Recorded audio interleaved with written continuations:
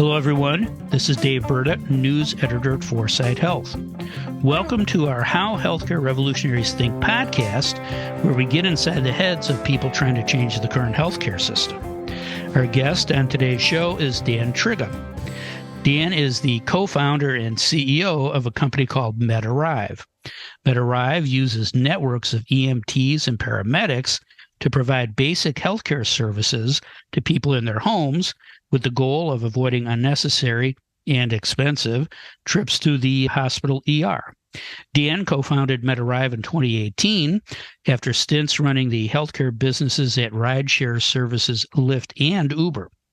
I talked to Dan as part of our How Healthcare Revolutionaries Think series, and I asked him about his uncommon last name and what advice he has for other entrepreneurs trying to disrupt the current healthcare system. Hey, Dan, how are you? Dave, pleasure to meet you. You're the first Trigub I've ever interviewed. Where's the name Trigub come from? Great question. And something that I always talk a lot about is my background and my roots and in my work. And this really helped me get to where I am today. So actually, I'm a first generation American. So I come from a family of immigrants, first person in my family to be born in the US, to go to school in the US. Mm-hmm. My sister, my parents are all from, of all places, now the Ukraine. At the time that they lived there, it was still the Soviet Union. So there was no such thing as the Ukraine, but it's a Ukrainian Russian name. My family's from Odessa, which is on the Black Sea, right there in Ukraine. And so Trigub is the proper pronunciation. And so Trigub. Yeah, that's interesting. Okay. My entire roots are from Odessa, and that's where the name comes from. So yeah, definitely not too many Trigubs out there. There's actually a few. I think if you search, LinkedIn and do an online search, you'll see a few out there, but certainly not many, if much, in the US. Got it. Now, I don't know if, because many people would realize you're Ukrainian, but if they do they ask you about what's happening there right now? Does that come up often? Oh, of course. Yeah. I mean, so, technically it is Ukrainian, but it's funny, my parents and growing up really considered ourselves Russian because, it was part of the Soviet Union back then. And again, there was no such thing as the Ukraine, but double-edged sword of coming from a small family, right? So my parents were only children. All my grandparents have passed. So I had a very small family growing up. The double edge of that is certainly, not a big family to be around you, but I guess the one somewhat positive thing is not many family or people we know that are there. Right. Now. So a few family friends that are still there. A lot have left and escaped, but it's obviously a crazy situation there. And certainly my parents are glued to the news stations that are covering it, and the YouTube channels that have the news from Russia and from Ukraine, and definitely top of mind for them because that's the place they called home for a long time. Right. Well, let's all pray for peace. Thank you for that short detour there. I was just curious about that. Another thing I'm curious about is what advice you have for up-and-coming disruptors. If you were to give them some tips based on your experience founding MedArrive, what would they be? Work on your business model, work on the job to be done. Where's the typical hole in their plans that you could help them fill? So my number one piece of advice is surrounding yourself with the right people. Mm-hmm.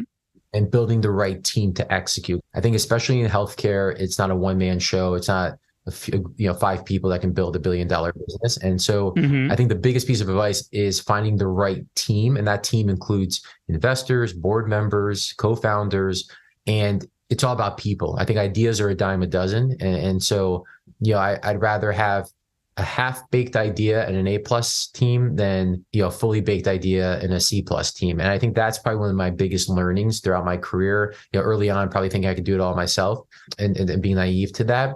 And then I think the other thing is really just proving that people will pay for your service. Mm-hmm. And I think that's always important. I think a lot of times founders get caught up in stuff that's not that important in the grand scheme of things, or at the end of the day, you have to prove that there's a value in what you're building and that there's an ROI on that product. Got it. Now, kind of related to that, if you were to give startups and entrepreneurs and disruptors advice on what healthcare conferences to do, which ones do you find most value? I know I sent you a list of HIMSS, Health, JP Morgan, something else. Do you go to all those? Would you recommend that they go to all those? Which ones to skip? Is there one that's your favorite? So my biggest piece of advice to early stage founders, startups, don't spend a dime on any conference. So that's my first piece of advice. And I would not advise to spend a single cent in the early days. Now, certainly go. And I think it's just a great opportunity to get in front of a lot of people and do the networking and just, especially in today's world where a lot of people are still remote, it's a forcing function to bring people together and meet with folks, potential customers, existing customers, et cetera. That said, looking at that conferences, which are the ones that draw the biggest crowd and also being very targeted. If I'm selling to a payer versus a healthcare provider, there's certainly going to be ones better than others. All the conferences that you just listed are great, but I think it's really just important to know who your target audience is. Mm-hmm. I think health does a great job bringing a very large crowd, an opportunity to network and meet folks. But again, focus on building the product, building the service, getting your first few customers.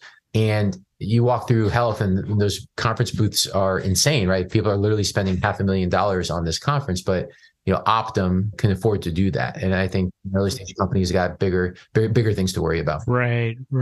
Got it. So you're saying don't spend money to be an exhibitor, but maybe go just to network and meet people. Yeah, mm-hmm. Absolutely. It really kind of just depends on who your audience is: investors, health plans, healthcare providers, and then really making sure you go to the ones that are well attended.